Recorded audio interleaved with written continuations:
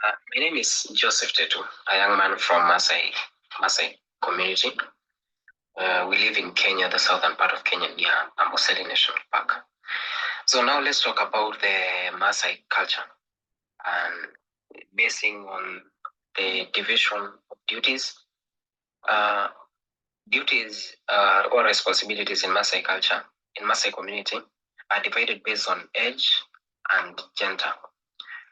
Let's just start with the children. As the children grow up, initially, education was not the first priority that is given to a child, but instead, the first teaching that a child is taught is how to look after the cattle, after the sheep, and after the goats. All of them all together. They are being trained one by one. At the age of 5, that is when a child starts to go to the field to look after the goats with the company of an adult who is going to teach the child on what to do and all that, on how to look after the cattle, how to guide them, and everything. The time that he or she has to bring the cattle back to the homestead. Usually, this duty of looking after the goats, the sheep, and the cattle is usually done by the boy child. So now, after civilization, that is when the community, the Maasai community, knew the importance of education. After understanding it, they knew that it is of importance, and now they started taking the children to school. At that age, at the age of 6 years, that is the time when a child is taken to school, where they start from nursery school, the primary school, they undergo the system that is confirmed by the government. Now in school, the children are being told on the importance of environment and the how to conserve the environment. And one way of conserving the environment is through tree planting, the conservation, and all that. So the tree planting is being told by the teachers, and the children themselves practice the tree planting in school. So after that, they now get that conservation mind. And after coming back home and getting this whole organization, the organization now to use the child as a tool, let me say, a tool that will help in planting trees in the community, because they understand, they have been told the importance. So the child does this work wholeheartedly. A child cannot be easily annoyed. They don't have that much work in the community. So they are the one who usually provide the energy for the tree planting. And children are very much many, so they can do the work in a very short time. So apart from that, the children also help their parents at home, mostly the girl child, because now they don't go and look after the cattle. The girl child will usually help their mothers in doing their duties, the house chores work, the house chores.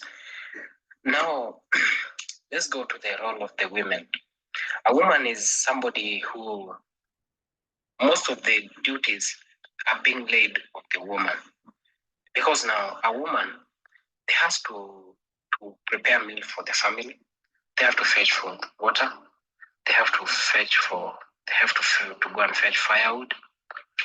At the same time, they are the one who are responsible for the construction, the manyatta houses.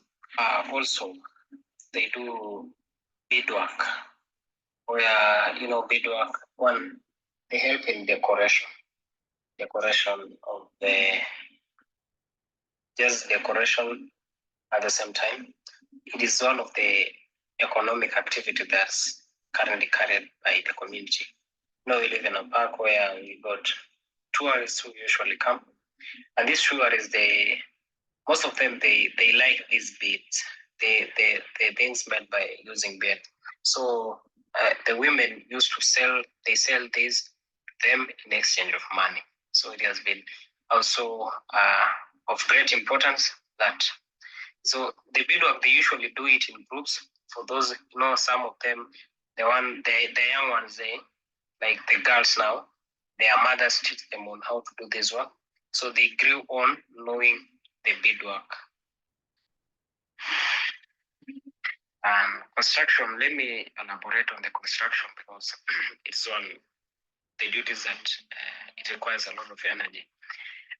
Women usually meet in groups. For example, now when you are in a village, maybe you have almost 20 to 30 to 40 women. All of these women will meet and they construct manyatta houses one by one. They will construct for this person, they go to the next, following that procedure. Now, the manyatta houses, the materials that are used in construction of the manyatta houses is we have the poles from tree branches, we have the cow dung, we have the mud. Those are the main materials that are used in construction. These manyatta houses, they are the women will go to the forest in groups. They will fetch from the tree branches, which they are going to use them as the materials.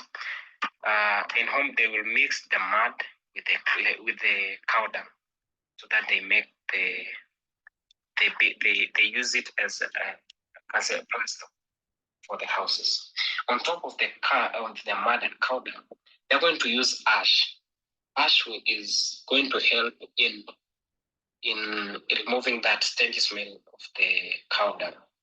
So that is why sometimes we make the manyatta houses, they have that whitish color. You can see it looks like it's somehow white. We go to the warriors. The warriors,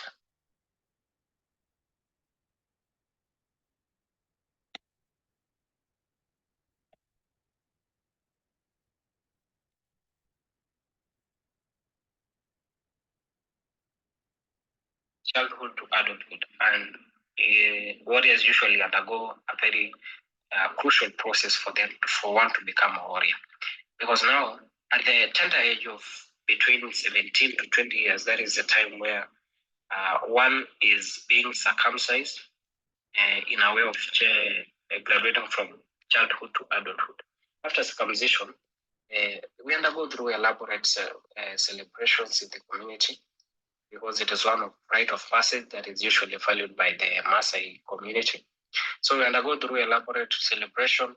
After celebration, a boy is the one now who is circumcised will have to be fed so that he will heal up earlier. And on that process, he also the boys now also undergoes initiation process.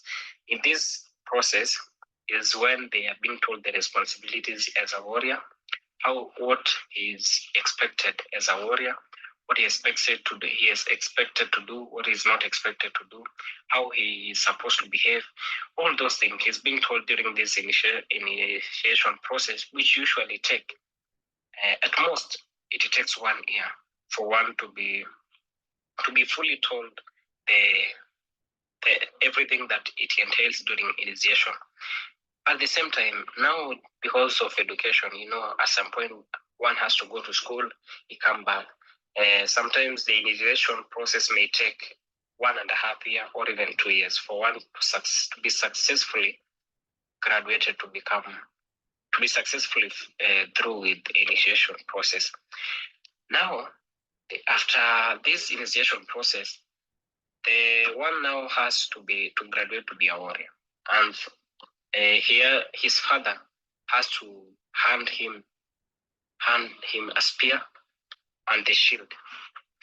These two is a symbol that now you are now the one in charge of defending your family. You are now in charge of defending the community. So the spear and the shield, are a symbol that you are supposed to take the role of defending the community. So that is one role of the warrior. Number two, another role of the warrior is the source of energy. A warrior, when there is any big celebration that one has to make, either it's an individual ceremony or it is a community ceremony. I mean, individual ceremonies, maybe one is getting married, an elder is getting married, or a community celebration, maybe this the cultural events. it is the duty of the warriors to do all the work that has to be done. That is slaughtering of the bulls, slaughtering of the goats. That is a work of the warriors. Whether the ceremony is of your family or not your family, but provided you are in that surrounding, it is your duty to do that work. Earlier, initially, they are back before, when our community, when civilization hasn't yet reached the Masai community. At that point, there is this hunting that the warriors usually go, where after graduating, you have to go to the forest, you hunt, you kill a lion for you to gain prestige and for you to be recognized as, yes, you are now able to take the task of a warrior. But after civilization, that is when our community knew the importance of conservation. They knew the economic importance of the wild animals. And now that is when they stop poaching, and that behavior has been eradicated, and now it is fully swept from the Masai culture in our community. So now the only duties of a warrior is to defend the community in case of any attack, and number two is the source of energy. We go to the elders. The elders, we have after successfully going through the warrior, being a warrior in that period, one has to graduate to be an elder. And for you to graduate to be an elder, you should have successfully meet the demands of the culture. As a warrior, you should have successfully undergone through any rite of passage that you are supposed to go through. That is circumcision. And number three, also, apart from circumcision, you should also have undergone the rite of passage, that is marriage. If you are not married, you cannot be recognized by the community as an elder. You will just be recognized, maybe you are just a good for nothing, because you don't have a family, you don't know the responsibilities that you are supposed to take as an elder. So for one to become an elder, you are at the age of from 40. That is when you will graduate to be an elder. We have two levels of elders. We have elders who are between 40 to 55. Those are young elders, and then above 55, those are old elders. The duties of elders, apart from being the breadwinners of their families, another duty of the elders is to solve disputes that may arise within the community, and also to bless any event that happens in the community. For example, maybe during celebration, the graduation from childhood to adulthood, or for one to become a warrior, that graduation, it is the work of the elders to bless these warriors. It is the work of the elders to teach the boy child during the initiation process. It is also the work of the elders to, like I think I said earlier, to settle disputes that may arise in the community. They are the one to bring that unity, to bring back the bond that should exist.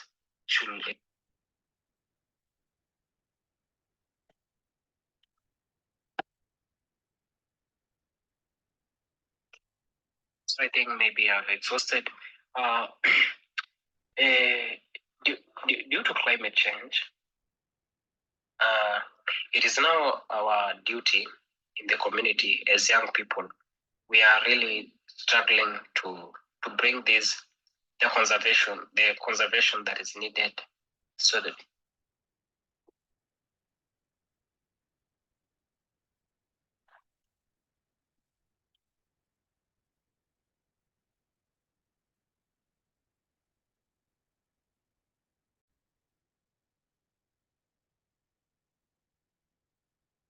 come up with the climate change.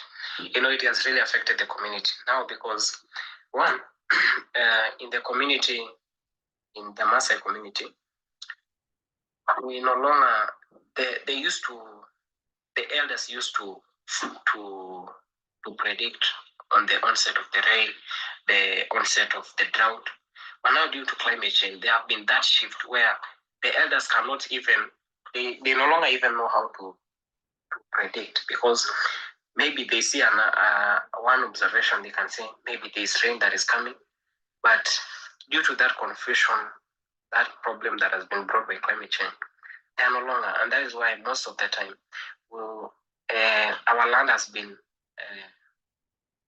undergone through very severe droughts, which has killed our animals, and it was unexpected because no one was able to predict that there's a big drought that is coming. So it has really demoralized the value of the elders, as maybe at one can say that they no longer know how to do this thing, but all that has come due to climate action. So we are struggling as young people to try and bring this conservation by doing tree planting, teaching the community on the importance of the environment conservation and on sustainability. Now we are trying to shift the community not only to be nomadic pastoralists. Masai, they are usually pastoralists. So we are trying to bring this to change from being pastoralists to become agriculturalists. That is, apart from keeping the livestock, they also has to do some growing of crops and growing of crops. But also it is becoming a challenge, and also it is also affected by climate. Why? Climate, the crop also has to depend on the rain. So when you try to depend on the rain, this will not be successful. So we are trying to adopt the part of irrigation.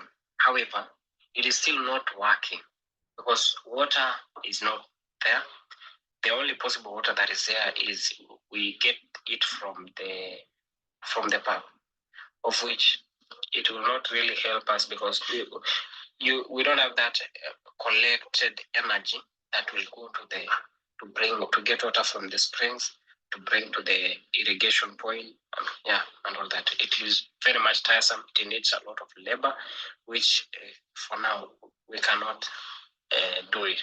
So we just have those small vegetable, some just a very small part that we grow vegetables.